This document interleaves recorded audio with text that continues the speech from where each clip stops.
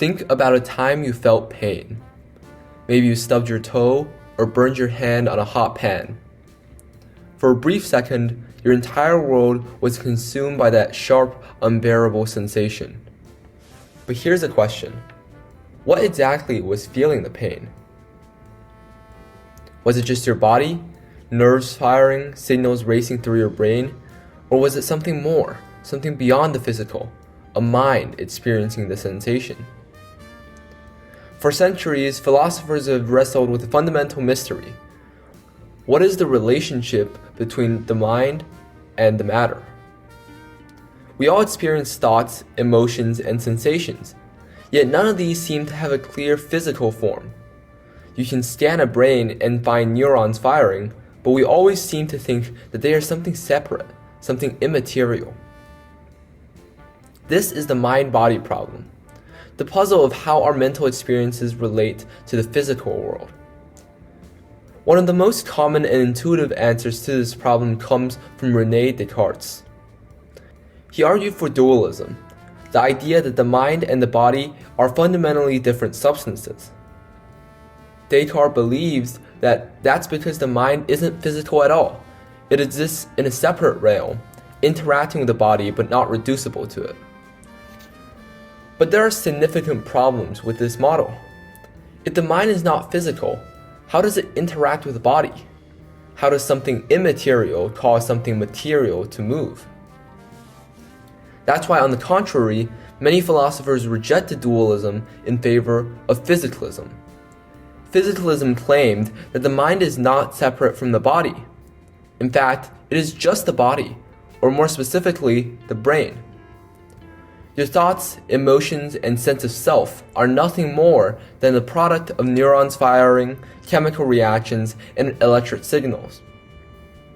To a physicalist, the idea of a non-physical soul is unnecessary. Just as digestion is an activity of the stomach, consciousness is an activity of the brain.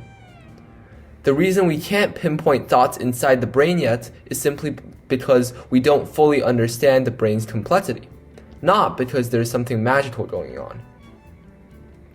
But not everyone was convinced by this. 20th century American philosopher Thomas Nagel argued that science could explain how our brain works, but it couldn't explain what it's like to exist like us. He gave the example that science can explain how a bat's brain functions, but can't explain what it's like to be a bat. Some philosophers take an entirely different approach. Rather than saying that the mind is just the body, they argue that there is no material world at all, only the mind. This is the idea behind idealism or phenomenalism. Instead of assuming that there's a physical world that produces our experiences, idealists claim that all we ever truly know are our experiences themselves.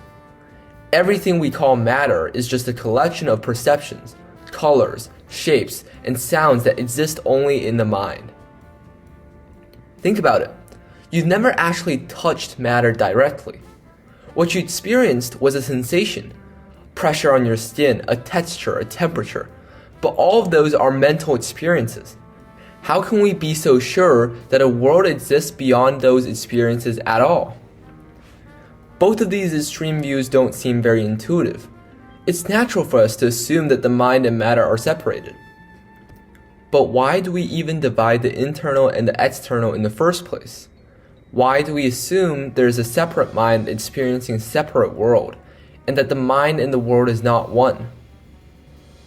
This is a question left unanswered. What do you think? Do you think the mind and the matter are separated, or are we just experiencing an illusion of this separation? Let me know about your ideas in the comments. Thank you for watching.